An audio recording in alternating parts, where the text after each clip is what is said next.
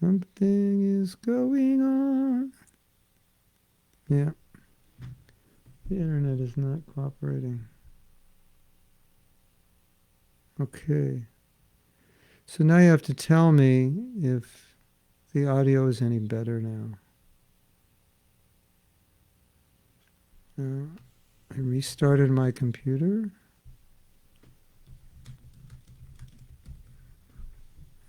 Hare Krishna, Hare Krishna, Krishna Krishna, Hare Hare, Hare Rama, Hare Rama, Rama Rama, Hare Hare. So we just had some trouble. Now we've restarted the computer, reset the modem, and if that doesn't work, we can blame the rain. Sometimes when it rains a lot, the internet is affected. Don't ask me why. So now I need to know from you, is the audio okay? The audio is better. Okay, so what I was saying, that Srila Bhaktisiddhanta was very careful to establish Siddhanta. That was one of his missions. And wherever he found any discrepancy in the conclusion of the Shastra, he attacked it, basically. That was his mission. Okay. So, and so in his pranam mantra, it says that he follows perfectly in the line of Rupa Goswami, and if there's any discrepancy with a conclusion that differs from Rupa Goswami, he will attack it. So hopefully it works well, because I'm looking at my video and it's moving slowly. So if there is a problem with the audio, again, let me know. But I don't have a solution, unfortunately. I could shift to another internet connection if this is not working. So, because when I see my picture freezing, that is a sign that the internet has slowed down. Strange.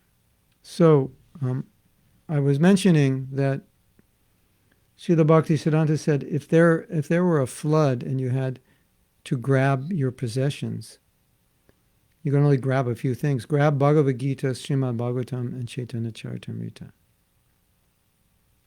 He said, but if you can't carry all three books, then leave the Bhagavad Gita. And if you can only carry one book, then it's the Caitanya Charitamrita. And he said something interesting. He said that without the Caitanya Charitamrita, we won't understand Srimad Bhagavatam. And of course, we understand Srimad Bhagavatam because Prabhupada explained it to us. So he gave the highest position to Caitanya Charitamrita. Well, he gave the highest position to Bhagavatam, but because that's where Krishna's Leelas are. So it's the ultimate book. But he said you won't understand it without the help of Caitanya Charitamrita. So Caitanya Charitamrita is the full embodiment of the, you could say, the essence of and the embodiment of the Bhagavatam. So I thought that was interesting. So let's go through some of the verses that were his favorites that he quoted often. And some of these verses you will know.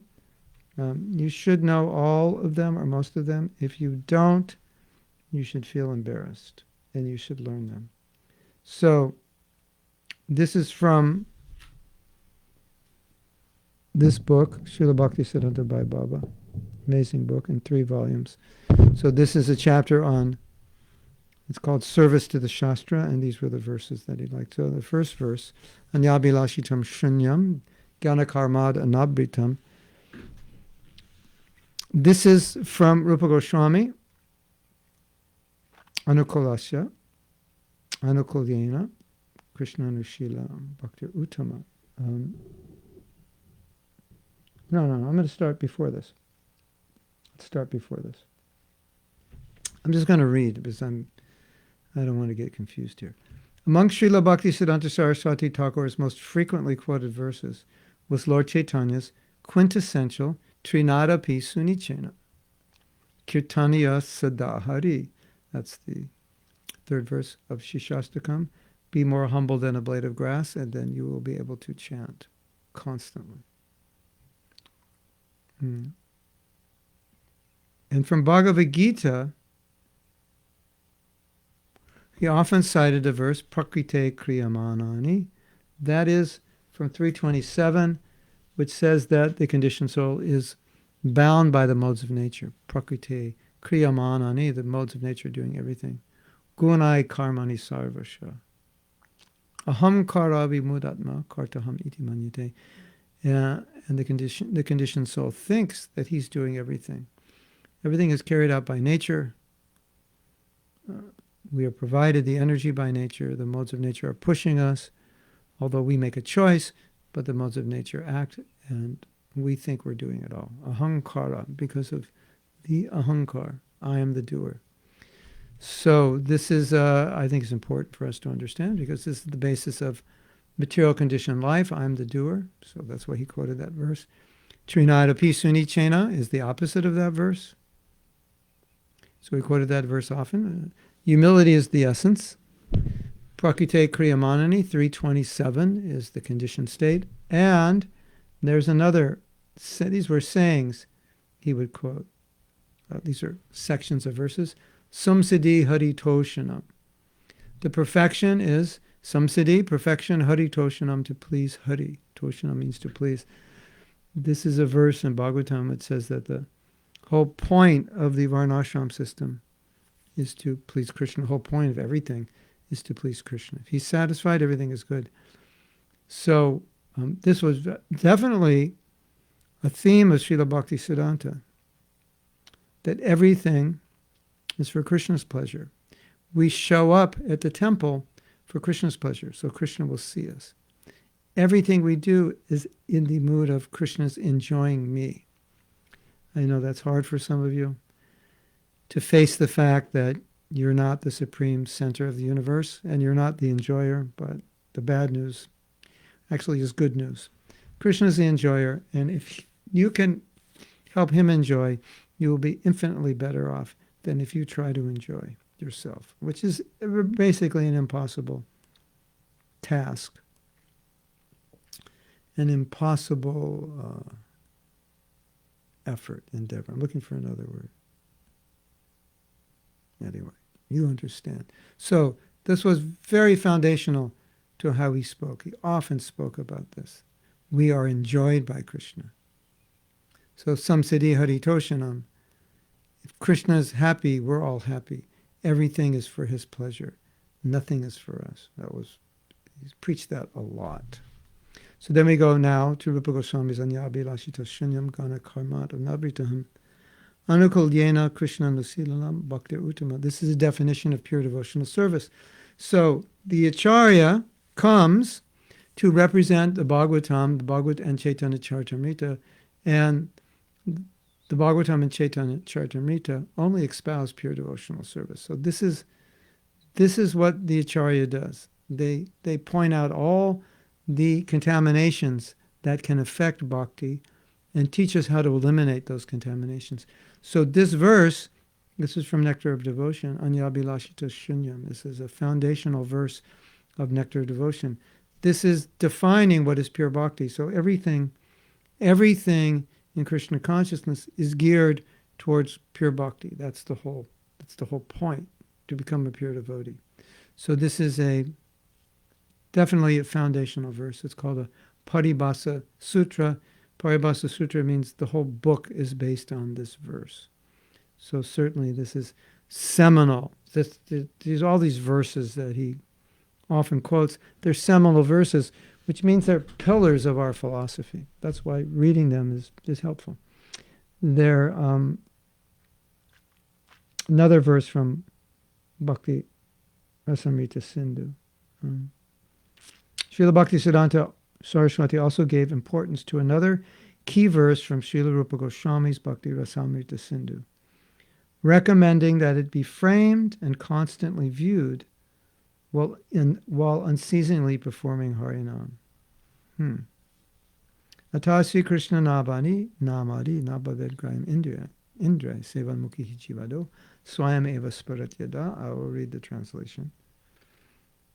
The name, form, quality, and pastimes of Krishna are imperceivable to materially contaminated senses.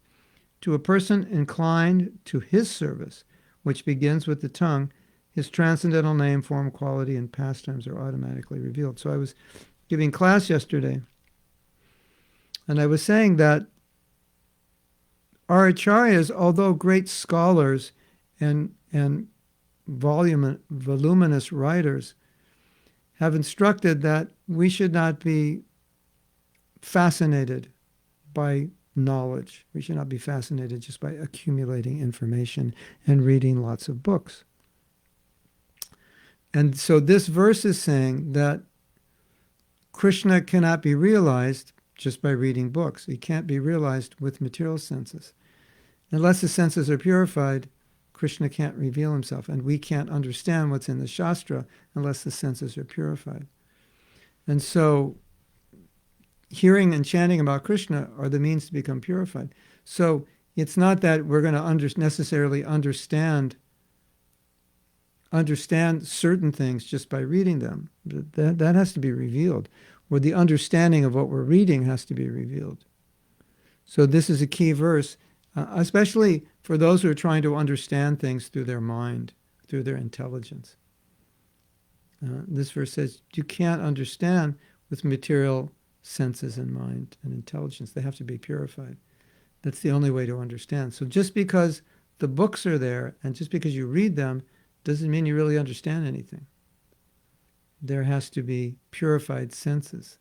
Then with purified senses, you can understand the transcendental. And that's why in Gaudiya Vaishnavism, revelation is a fundamental aspect of it. It's not, knowledge is not as important as devotion. Renunciation is not as important as devotion, because where there's devotion, there will be knowledge and renunciation as a byproduct. But that knowledge and renunciation is not artificial. It's coming because the senses are purified. And that revelation means that Krishna can help us understand things we would never be able to understand with mind and intelligence. Krishna will give us realization. And so that's the process of bhakti. It's not that we don't read. It's not that we don't understand philosophy. But we understand that we can't understand unless the senses are purified. Or there'll be a limit to what we can understand just through material intelligence. So that's why that verse is important, because it establishes the process for understanding Krishna. It's through service. Seva. Sevan mukhi hi jivado. It's through service that you understand, beginning mukhe, with the tongue. Jivado, with the tongue. Sevan mukhi hi jivado. Ado means the beginning. In the beginning, with the tongue, vibrating and taking prasadam, your senses become purified.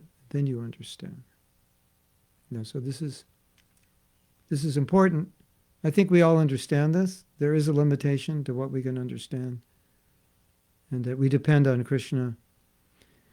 But we depend on being pure so Krishna can reveal to us, so we can see. If the senses are not pure, we can't see. Okay. It's a similar vein. There's another verse. This is from the Mundaka Upanishad. I'll just read the paragraph that leads to this verse. Similarly, to warn those proud of their sensory and noetic acumen that empiricism is based on a fundamental epistemological mistake, and to establish the futility of attempting to assay the unlimited through the limited faculty of puny brains, he cited verses such as this. So this is from Mundaka Upanishad 3.2.3. It's the same vein as the previous verse, that you can't understand Krishna by material prowess. Maybe you've heard this verse. Nayam atma prabhachalena labhyo namedasa na bahuna shutena yam evaisha vinute tena labhyas tasyaisha atma vinute tanum swam. So Naya means not, and not this, and Atma, of course, means the self. Pravachanena labhya. You can't achieve self-realization through medasa, Medasa means intelligence. Bhauna Shrutena, or hearing many scriptures. I'll just read the translation.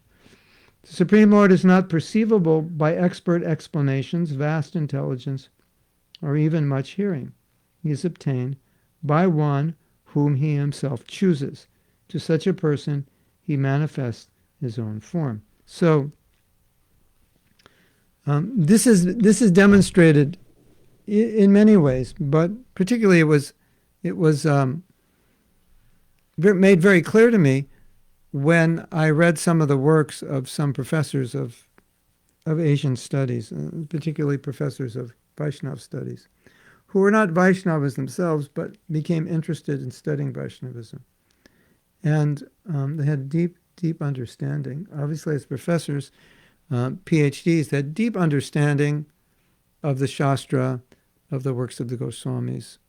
And they knew much more than most every devotee in ISKCON.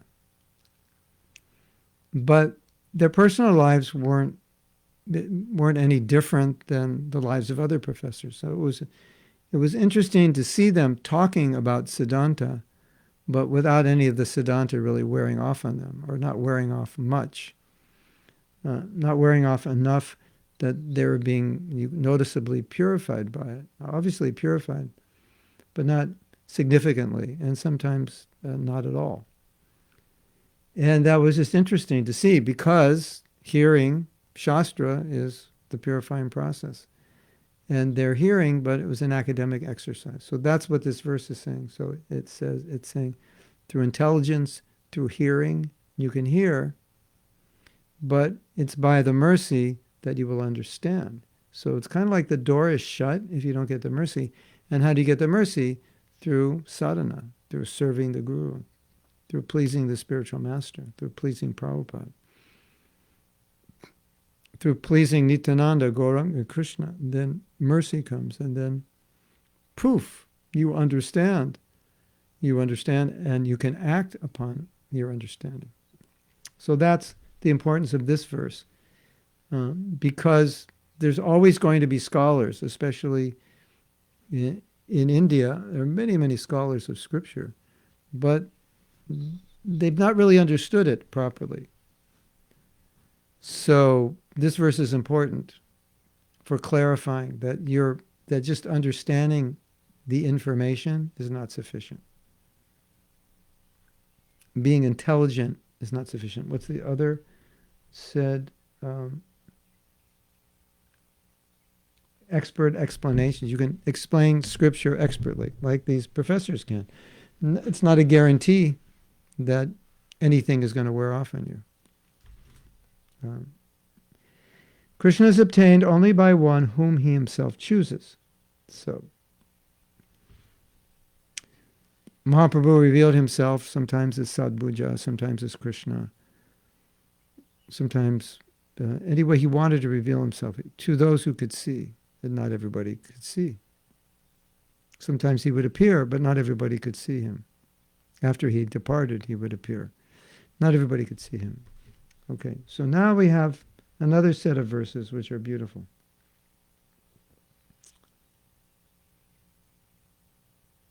It's nice reading these verses, because you could what we're going to see from reading them is these very various pillars upon which our philosophy is built, and that's why these verses were important to him, and that's why he quoted them a lot. So here's the next verse. This is from Jad Bharat. Jad Bharat was speaking to a king named Rahugana. And Rahugana came slowly to understand that Jad Bharat was an advanced, very advanced, renounced sadhu, but he didn't understand in the beginning. There's a famous verse. Prabhupada quotes this also.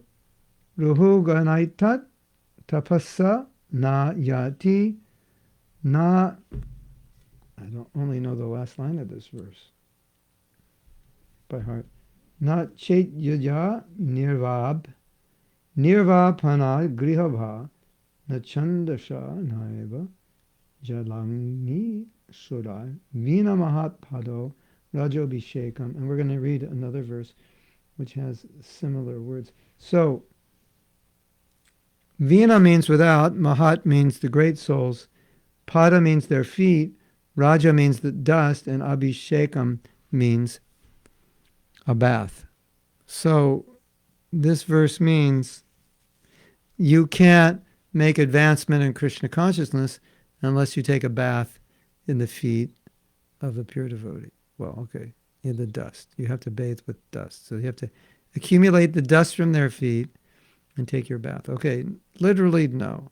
But what does it mean? The dust of the feet, what Prabhupada was asked once, what does the dust of the feet mean? And he said the dust of the feet means the instruction. I would also say, we can say the dust of the feet means service. So this verse is saying that, well, let's read the verse. Then we don't have to say what it's saying. O King Rahugana, without taking upon one's head the dust from the lotus feet of pure devotees, one cannot attain devotional service. It is not possible to obtain devotional service simply by undergoing severe austerities and penances, gorgeously worshipping the deity, or strictly following the regulations of the sannyas or grihastha order, in other words, varnashram. Nor by studying the Vedas, submerging oneself in water, or exposing oneself to fire or scorching sunlight. So he's saying that you can do austerities. Austerities are purifying, but unless you follow the instruction of the pure devotee and serve him, not much is going to happen.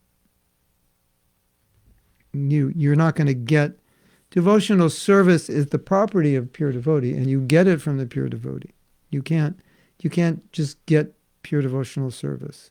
It doesn't work that way. By serving and hearing from the pure devotee, serving Krishna under the guidance of a pure devotee, then you get it. Otherwise, you can't figure it out on your own.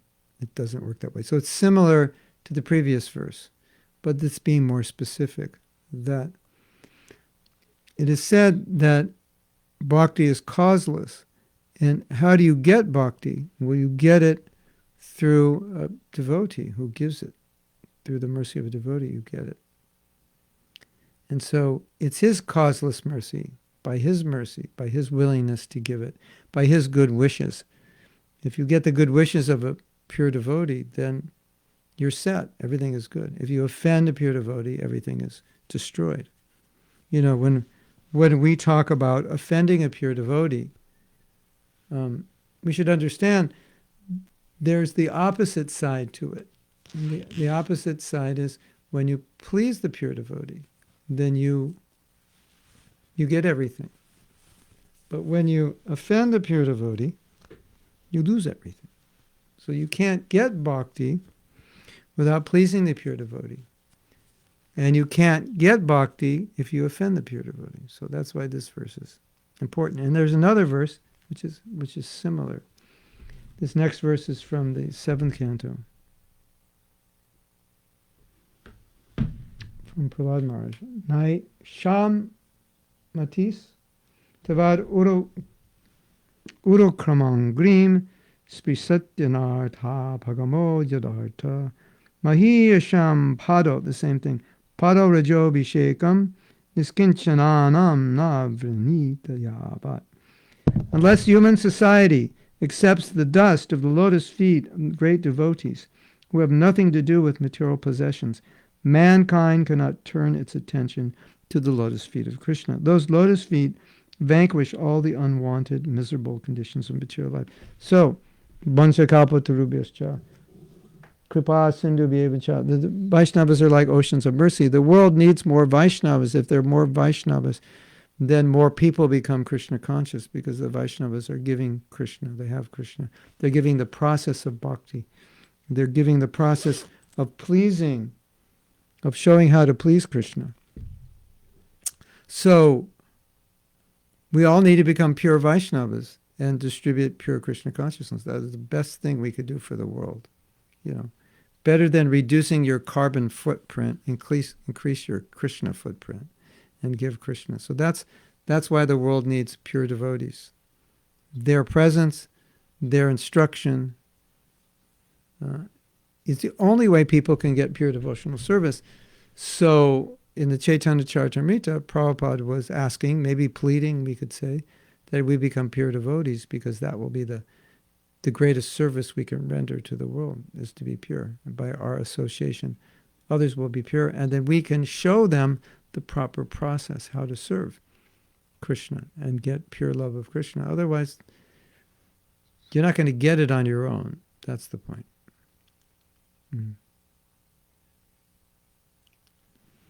Offense is when one breaks his vow, yeah. That's, the different degrees of offenses. That's for sure. Yeah.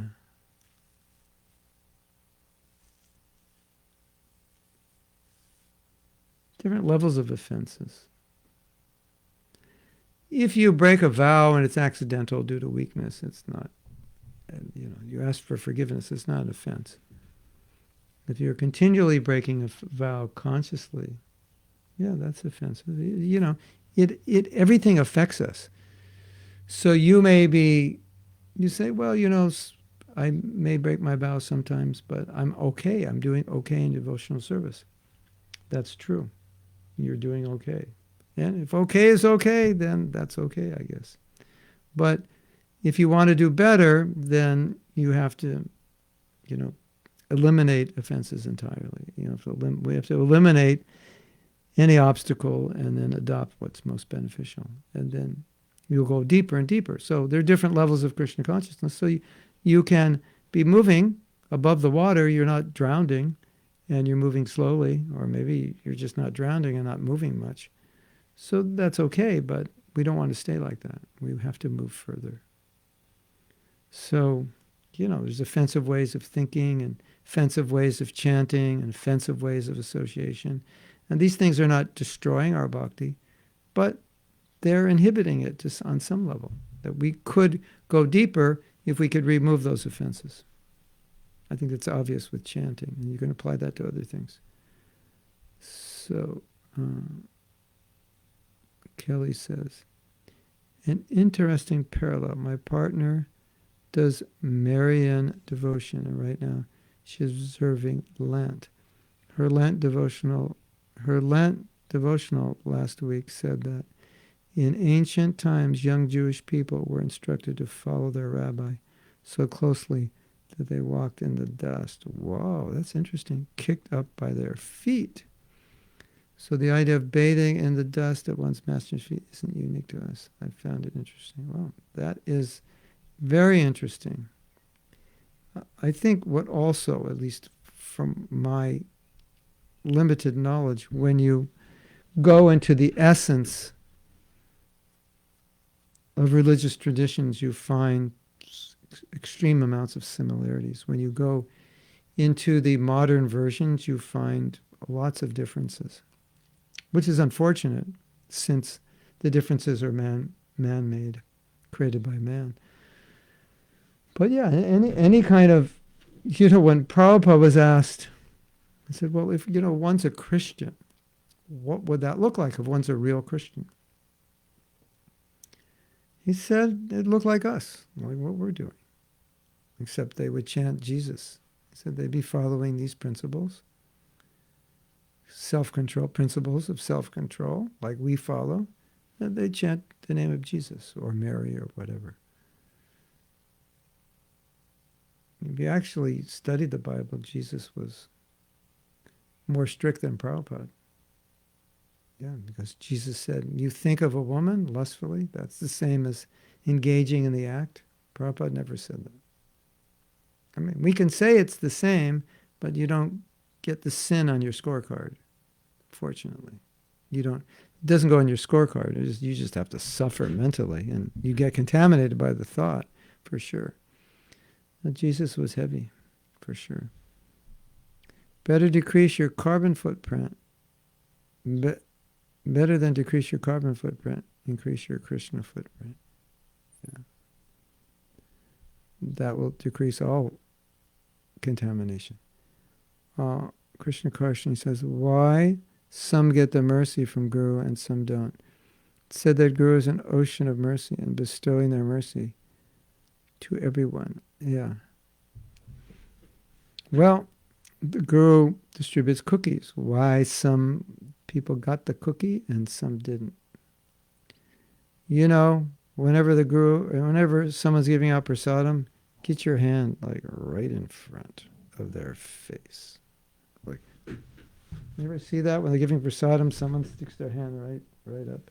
So they generally get the prasadam. The wheel that squeaks the loudest gets oiled first. So Prabhupada always said, mercy is available, but you have to take it.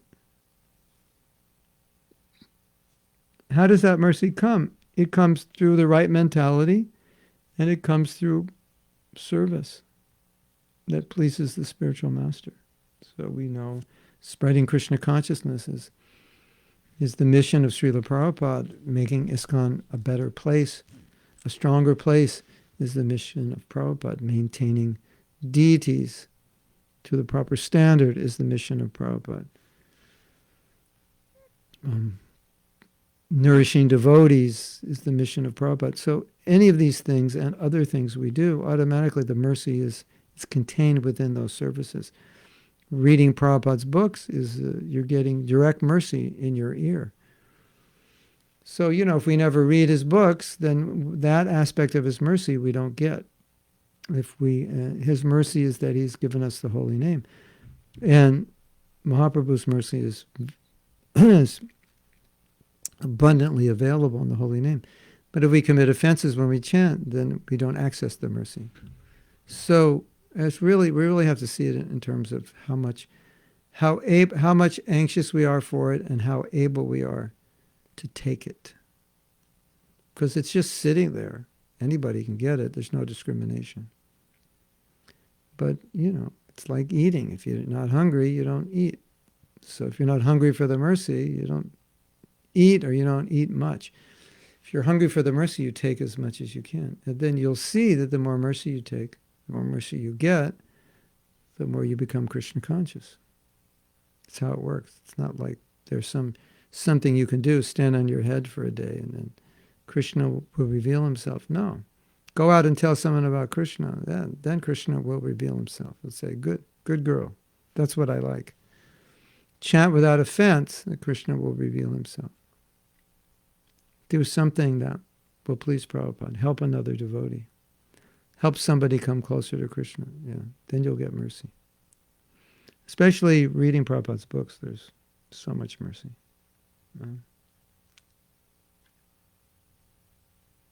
I didn't even read the translation to this verse, did I?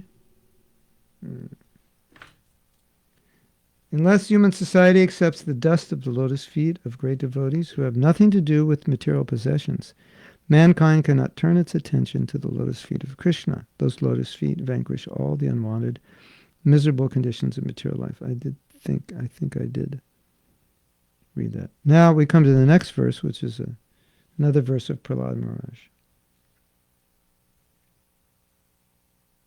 Particularly in the early days when residing at Brajapatana, Sri Siddhanta Saraswati often explained to visitors the observation of Sri Prahlad Maharaj.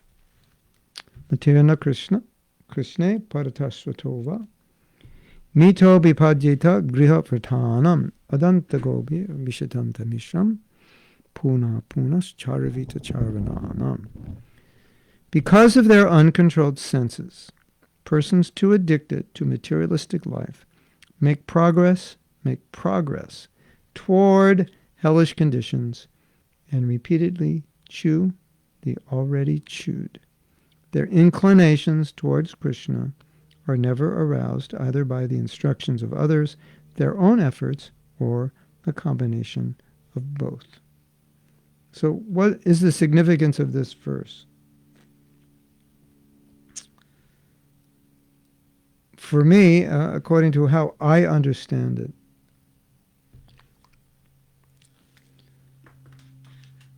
if one is attached, this verse is saying, if one is attached to making material progress, if one is attached to enjoying on the physical level, the sensual level, then one cannot make spiritual progress. There's nothing that can help one make spiritual progress. Even if you do all the right things, you won't make spiritual progress. So it's a prerequisite. This is like the example of the boat that's anchored.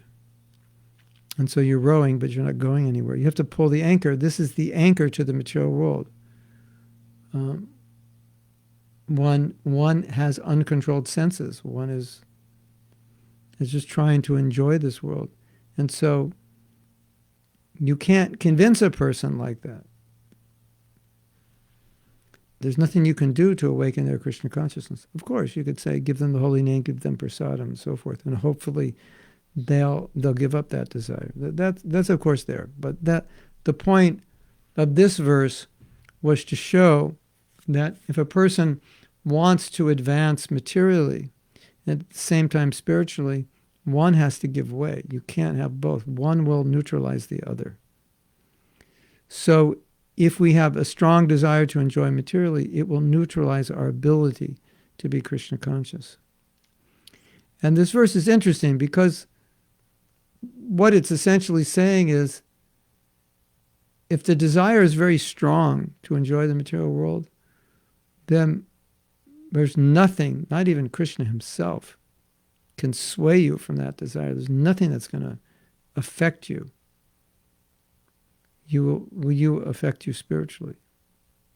So now, probably for most devotees, they would look at this verse and say, well, it doesn't apply to me exactly, but I think it applies to us more subtly. Sometimes we make our mind up to do something that we shouldn't, and nobody can convince us not to. And the last line of this verse says,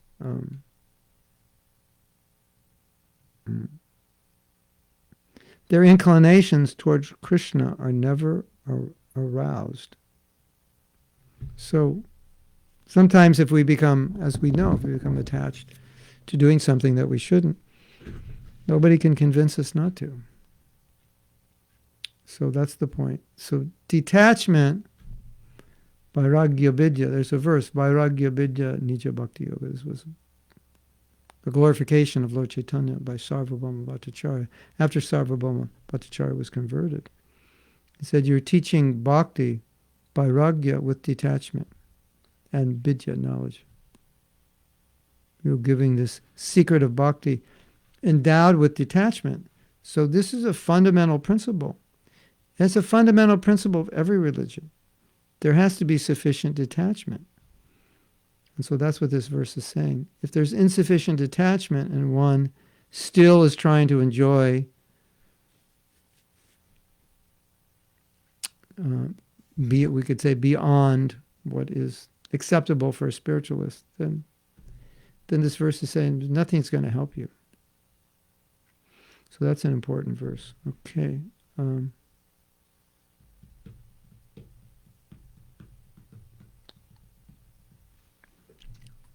Okay, so let's read another verse. This is a verse from the 12th canto, 12th chapter, text 55. Abhismriti Krishna Padaravindayo Shinotyabhadrani Chasham Tanoti Satpasya Shudhim Param Atma Bhaktim Jnanam cha vijnana viraga yuktam. Constant remembrance of Lord Krishna's lotus feet destroys everything inauspicious and awards the utmost fortune. It purifies the heart and bestows devotion to the Supreme Soul, along with knowledge enriched with realization and renunciation.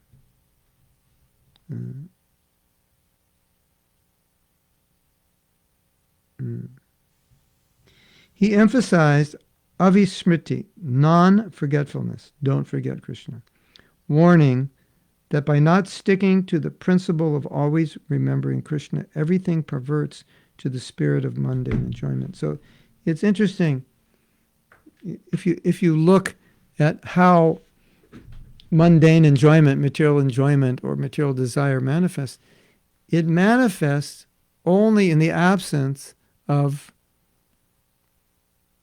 our thinking of Krishna, specifically thinking of Krishna as a servant.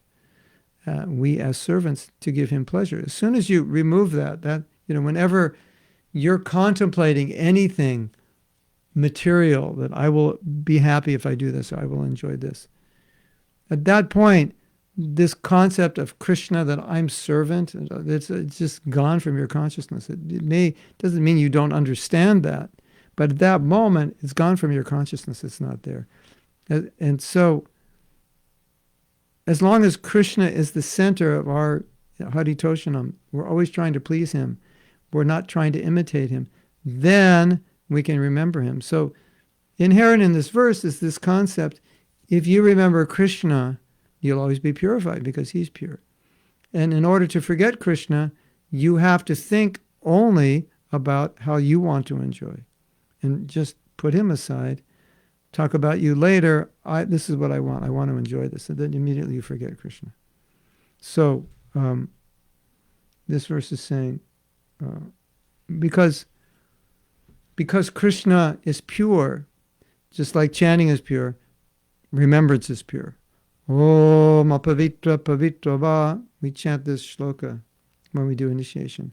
Whether you're pavitra, pure, apavitra, impure. Sarva Vaishnavam kutopi va. Whether you've, who knows what you've done, where you've been, where you've coming from.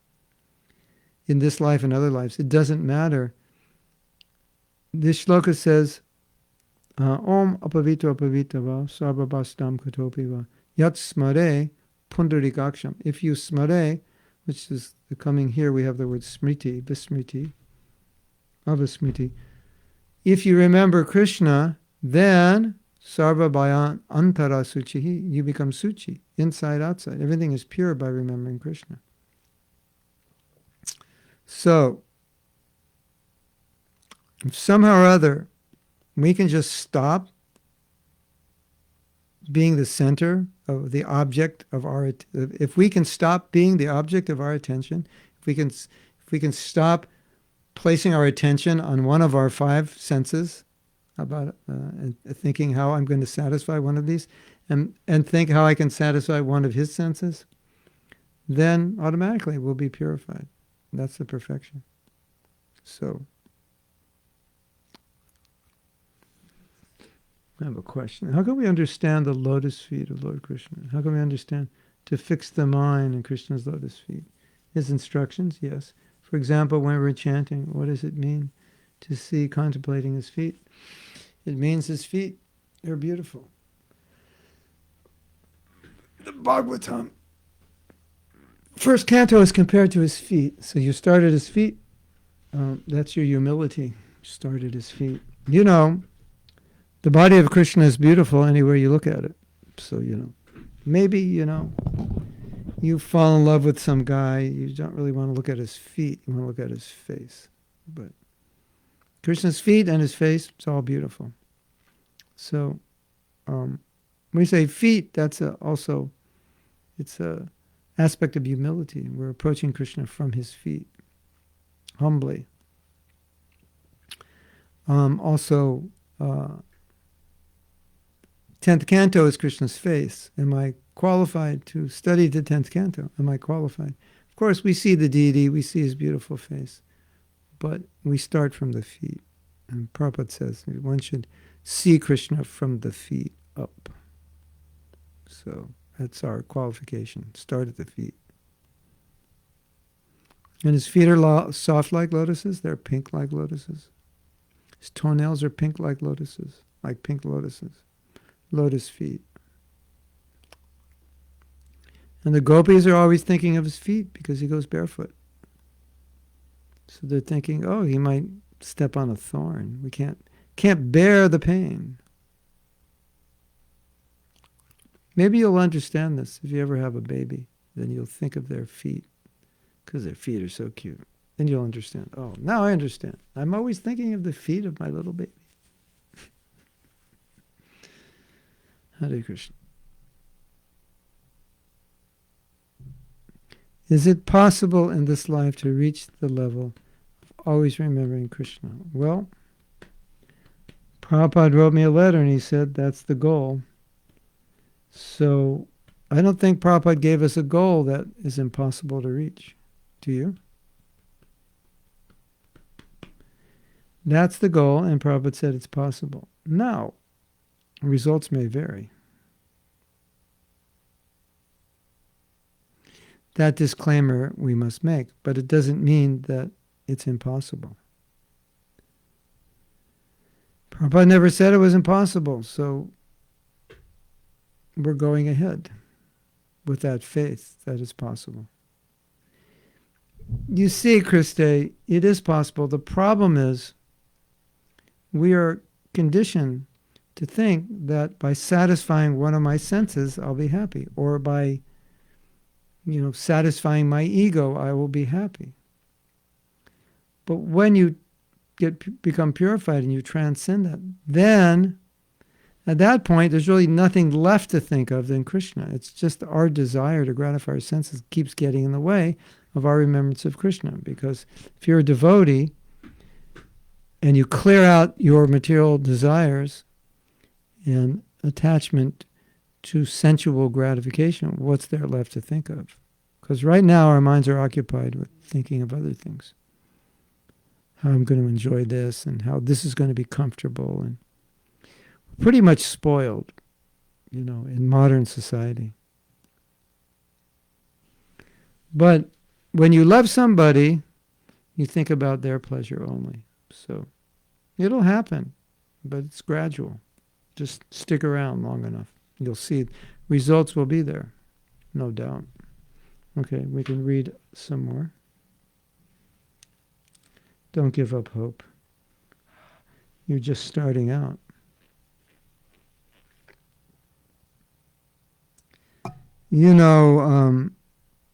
The older devotees, the Prabhupada disciples, not even just the Prabhupada disciples, but older devotees in general, they're relishing Krishna consciousness very, very deeply. Because through the years of service and sadhana, their senses have become purified. So they are thinking of Krishna. And they don't want to think of anything other than Krishna because they're so deeply relishing Krishna consciousness. And their senses are purified enough that now when they hear and talk about Krishna, it's an amazing experience. So as they've come to that stage, you can come to that stage also. It just takes a little time. But even now you can experience some of it. A drop of it. A drop is plenty. Okay, we have another verse, a long one. Srila Bhaktisiddhanta stated that the difference between devotees and non-devotees is scientifically and philosophically demonstrated in the 6 points of a verse from Padma Purana. This is an interesting verse. Arche Vishnu Shiladir Gurushu Naramatir Vaishnave Jati Budhir. You may have heard that first line. Vishnor va Vaishnavanam Kalimala Matane Padatirtem Bu Budhi Sri Vishnor Namni Mantre Shakala Kalusha He Shabda Samanya Budhir. Vishnu Sarveshvarish Fareshe tad itarasama dhir yasha va narakisa. One who considers the deity of Vishnu to be made of stone, the Guru to be an ordinary man, a Vaishnava to belong to a mundane caste, water that has washed the feet of a Vaishnava or the Supreme Personality of Godhead to be ordinary, even though it has the potency to destroy the evils of the age of Kali. The holy name of the Supreme Lord or mantras dedicated to him, which are able to destroy all sin, to be ordinary sense, or thinks anyone or anything else to be on the same level as Vishnu, the supreme controller of all, is equivalent to a resident of hell. What that means is they possess a hellish mentality, which means they're seeing the spiritual materially. This is a verse from the Padma Purana. Prabhupada quotes the first line a lot. To see the deity as a stone, to see the guru as an ordinary person, and see the Vaishnava, oh, he's from a lower caste. I don't respect him. So, to see anything that's transcendental as ordinary, then it's considered you have a hellish consciousness. And then you'll act in a way which reflects that consciousness. You'll act in a hellish way. Oh, your deity's just stone, or that your guru is just an ordinary person. Or that Vaishnava, he comes from a low caste family. Or low class. We don't have caste in the West, but we use the word class, which is the same thing. He's a low caste person. Doesn't sound so good. He's a low class person. Doesn't sound so good either, but it doesn't sound as bad as low caste. Essentially the same thing. Right? I skipped your question. Okay, let's go back.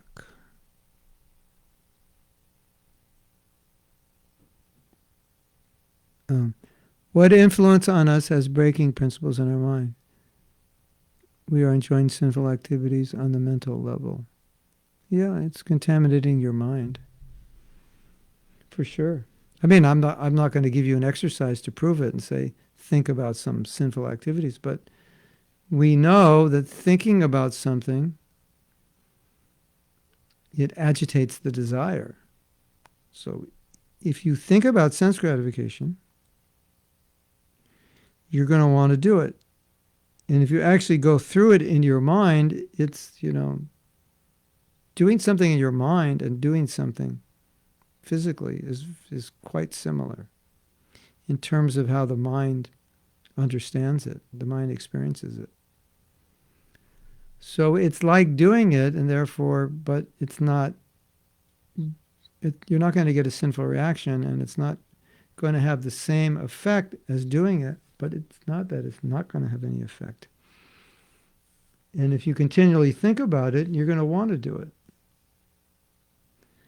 And again, it goes back to that point, well, why am I not thinking about Krishna? Because I'm thinking about all the things I can enjoy for myself. So if you want to put energy into thinking about enjoying somebody, that 1 minute you thought about enjoying, that's 60 seconds that you weren't thinking of Krishna. So look at it that way. Look at it mathematically. Then I think you can understand. But it is polluting for sure.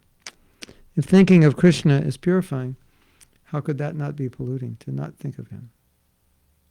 To think of doing something he doesn't want you to do.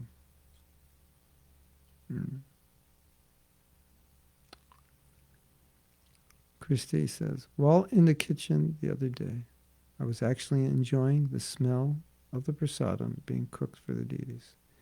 But it is not meant for my enjoyment, rather for the deities. The enjoyment comes in very subtle forms. Yeah, well, we're used to. That's what we're used to. We're used to enjoying everything, even things which are not enjoyable. Right? That's our great misfortune. We're paying the price of having been in the material world for so long that you finally become a devotee and, you figure, okay, well, I'll just do this. And then you realize, no, but I'm paying a price now for all those lifetimes of putting myself in the center. That's my default setting. So it takes time to create a new default. Okay, we'll have 2 more verses. There's 3 more, but we'll read 2 more. This is an interesting verse.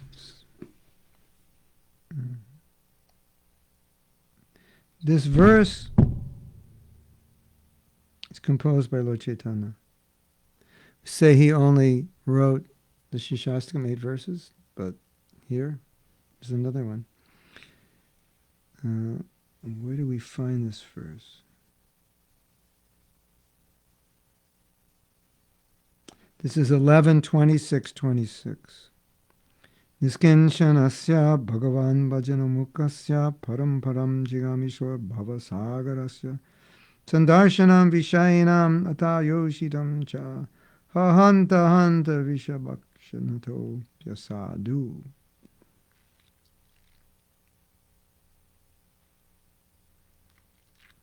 How the memory works. I don't remember this verse exactly, word for word. I needed to read it, but I remember that I used to know it perfectly. That's what I remember now. So our memory also helps us remember what we forgot. So I'm looking at these verses, I go, oh, I used to know that verse, but it's a little rusty. It's a very interesting verse. It's almost a fasten your seatbelt verse. It is a fasten your seatbelt verse. Hold on, grab something so you don't fall over. Alas, for a person who seriously desires to cross the material ocean and engage in Bhagavat Bhajan, to see a materialist engaged in sense gratification, or a woman similarly interested, is more abominable than willfully drinking poison. So this is obviously about cautioning about associating with materialistic people. And the meaning of the verse is that by associating with materialistic people, people attached to material things, it will cause us to also become attached materially. And therefore, Lord Chaitanya said there are other translations of this or explanations where figuratively it is said, it's better you kill yourself, because if you don't, by this association, you'll fall into material life, which is worse than killing yourself. So kill yourself before you fall into material life, because by this association, by the association of those, another explanation, if you associate with a man who's attached to sex, you'll become attached. It have a worse effect than just associating with a woman, because you can associate with a woman and, have a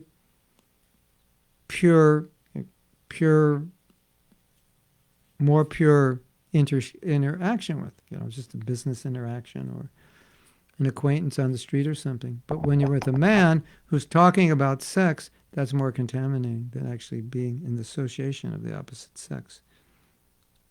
Interesting. Isn't it? I want to read one more verse. This is taking us to the pinnacle of Krishna consciousness. I hope you can handle this verse. This is a verse that Mahaprabhu chanted at Rath Yatra, and it's a verse that Radharani speaks. And I believe this is Radharani in Kurukshetra when she met Krishna. She and the Rajvasis. Ai dina dayadra natahe mathura nata kadavalokshaye lidayam twad alokyam khataram daita brahmayati kim karomyaham. No, this is not. This is different. There's a similar verse. I don't think this is... Anyway, we'll read. There's a little purport. O my Lord, O most merciful Master, O Master Mathura, when shall I see you again? Because of my not seeing you, my aggrieved heart has become unsteady. O most beloved one, what shall I do? So this is separation. And why is this important? Because the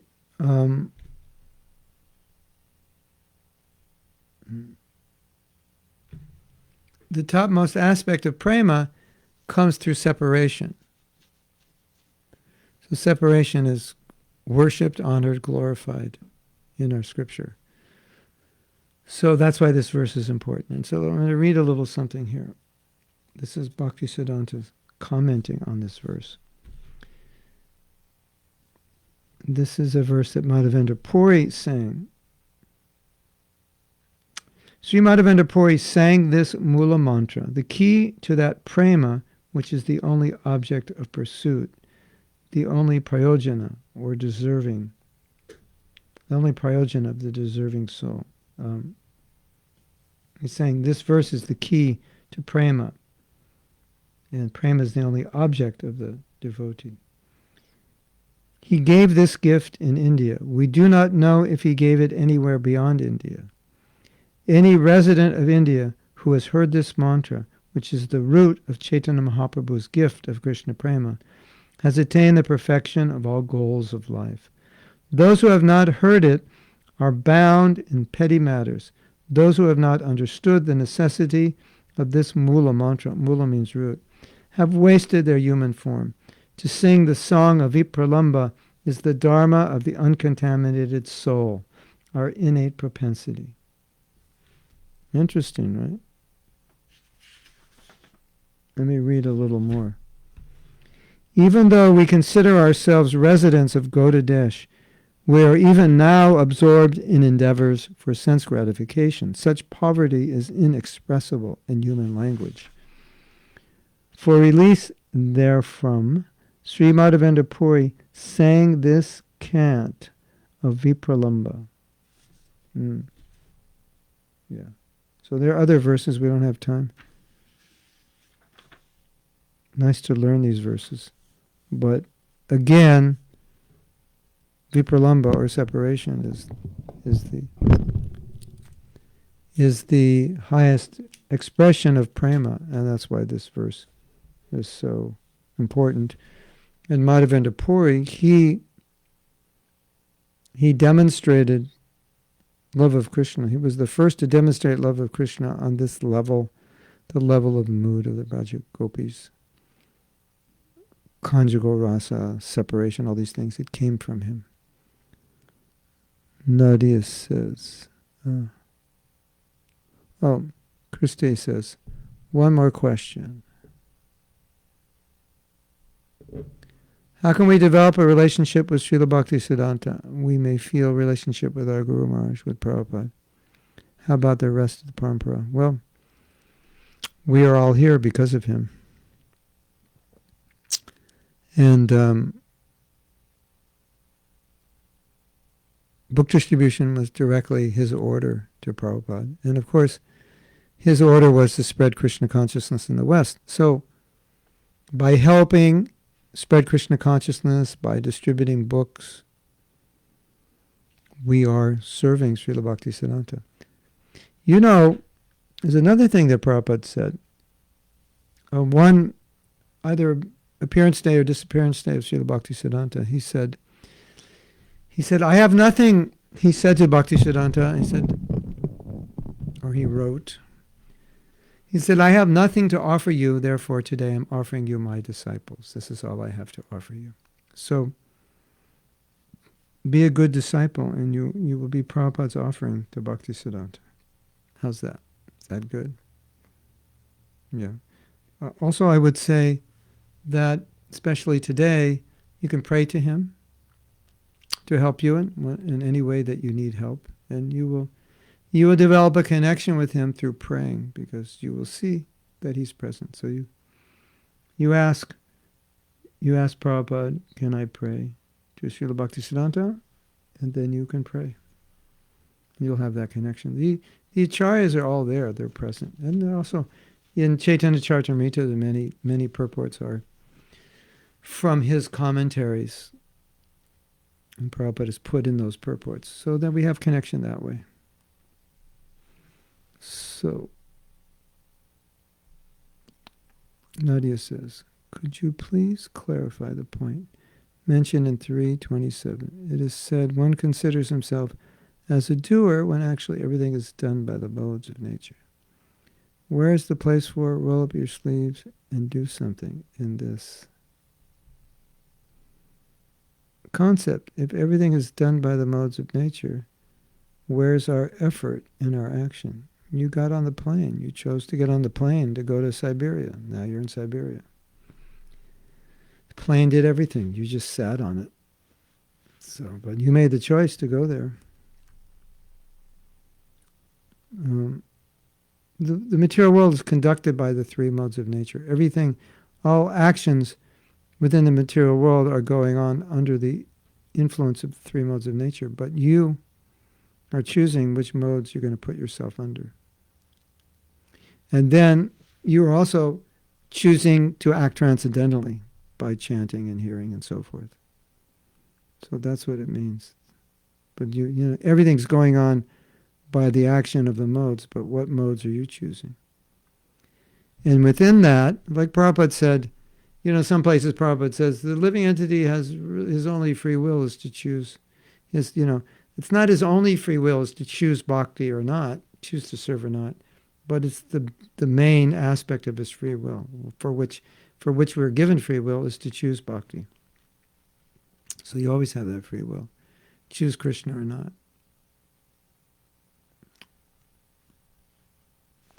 Marcus says, we should think that our bodies with their gross and subtle systems are like cars borrowed from a car rental. Our senses are actually the senses of Rishikesh, the Lord of the senses. The satisfaction of the senses of Krishna is in fact our own satisfaction. Is in fact, as in the example of the stomach which distributes food in the form of energy to the whole body, or as the Vedic example of watering the root of a tree to nourish the branches of the leaves and the flowers of the tree itself. Thank you. Nicely said. Okay. Your senses don't belong to you. They belong to Krishna.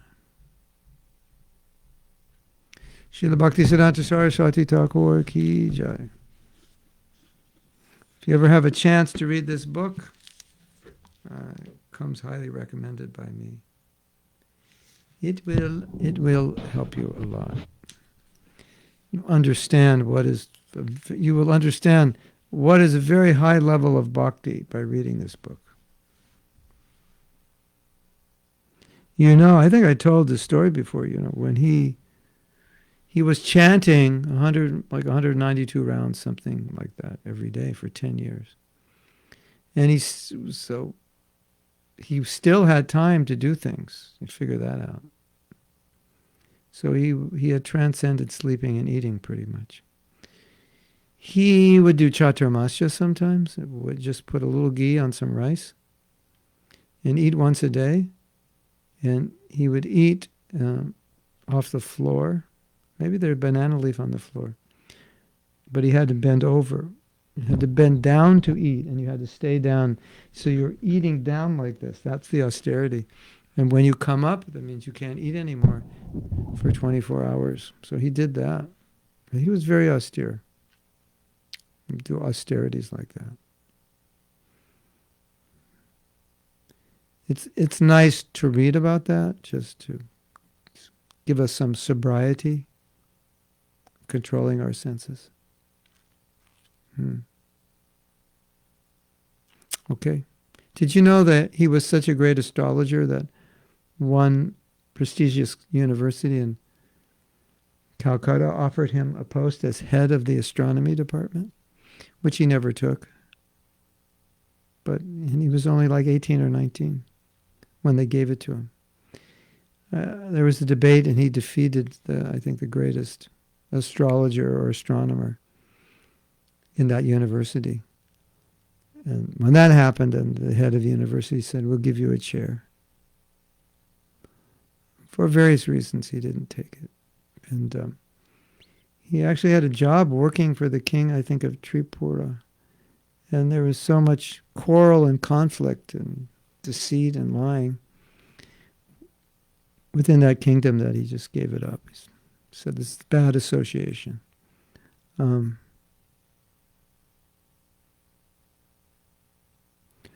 Okay, we have a post from Korma Prabhu. Quote. This is a quote from Prabhupada or Srila Bhaktisiddhanta? You will do good always by offering your prayers to His Divine Grace Bhaktisiddhanta Goswami Maharaj.